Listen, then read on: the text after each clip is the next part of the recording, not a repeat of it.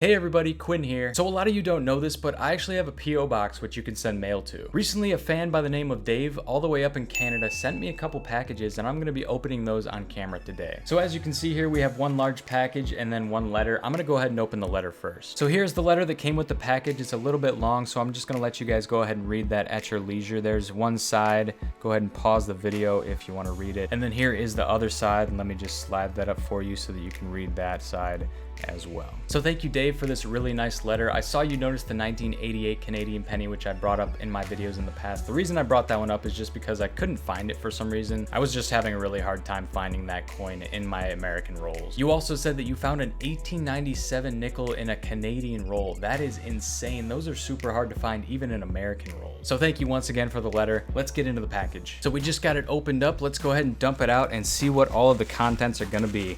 And there's a lot in here, guys. This thing is definitely heavy. Wowee, look at all those coins right there. So like Dave said in the letter, all of these coins are coins that he's pulled out of circulation and put into these 2x2s for one reason or another. Wow, just right off the bat there, I'm seeing a 1930s Canadian nickel right there. That must be difficult to find up there in Canada. Oh, there's that nice centennial year rabbit nickel right there, which I'm trying really hard to find up here in the States, but have not been able to do so yet. Here are a few from that initial pile that really stuck out to me. Here we have a 1924 Canadian nickel. These are very, very old, very difficult to find up there, I know as well. I can see that one's definitely been worn down in circulation. Man, I wish I could get my hands on some Canadian nickel rolls. That would be very, very cool to hunt through. Here we have a silver dime. Looks like this one's 1967. And I think we have another one here. Maybe this is, yep, this one's silver as well. Another centennial dime right there. And then we also have this type of, I don't know what this is called, but I do know that they made these for a couple years with a bunch of different sides. And I think that this is kind of like the Canadian version of an American war nickel. So here we have some 50-cent pieces, which I'm actually really surprised about the size of. You can see that they're about the same size as a quarter, maybe just a little bit bigger. I can see that getting confusing up there in Canada. Now I know that they made 50-cent pieces of a different size at a certain time. I'm just not exactly sure where the cutoff is. And then we have some dollar coins here. There's a 1996, another 1996, all kinds of nice dollar coins there as well. I'm guessing that you took these aside because they are in really nice condition. Maybe they're even proofs. Let's see what you say here.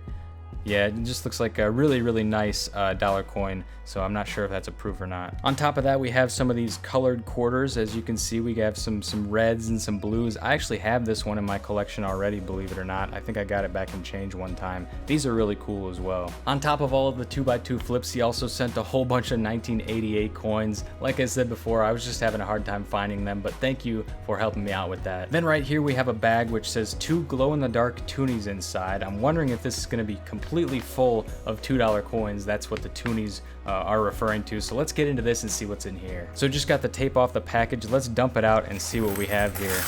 Wow, look at that, guys. A whole bunch of change right there. Now, guys, I had no clue that they had so much color on their $2 coins. Look at that. I thought it was just like a little bit of red, little bit of blue on a certain coin, but this is multicolored, and it's just an amazing, beautiful coin right there. I wish the US would do something like that. So Dave says that 2 of the coins in this pile are glow in the dark, but I find that hard to believe, so let's go ahead and test it out. So I'm gonna turn off the lights here in 3, 2, 1.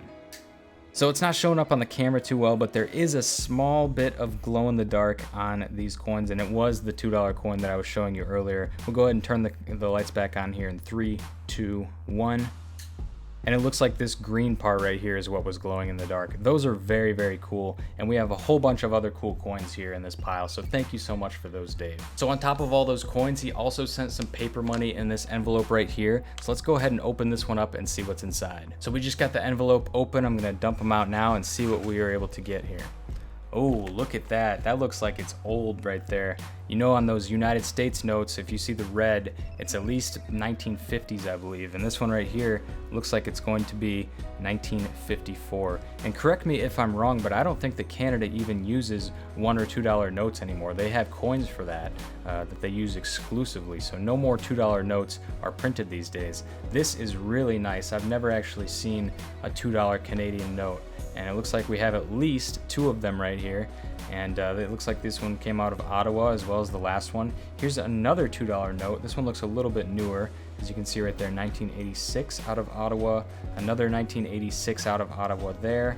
And then we have some $1 notes right here, and look at the difference in how these bills look. We have quite a bit of a design difference as well as a color difference in the notes. This one looks like we have hints of yellow on it, and we have 2 different colored serial numbers there as well. So this one's from 1973. And then the next one here is another $1 note, but this one is from 1967. These are actually really crisp as well. I don't see any folds, maybe just a little bit over here on the right side, but these are almost perfectly crisp, maybe damaged in the mail just a tiny bit. 1967 again, 67 again, and then another 1967. These are all really cool. Thank you so much for sending this package, Dave. I really appreciate it. Thanks again to Dave up in Canada for this amazing package. Really, really cool stuff here. So if you want to send me a piece of mail, I'll be putting my P.O. Box address down in the description below. With that being said, I hope you guys enjoyed this mail opening. And as always, I'm Quinn, and this is Quin's Coins signing out, and I will see you in the next one.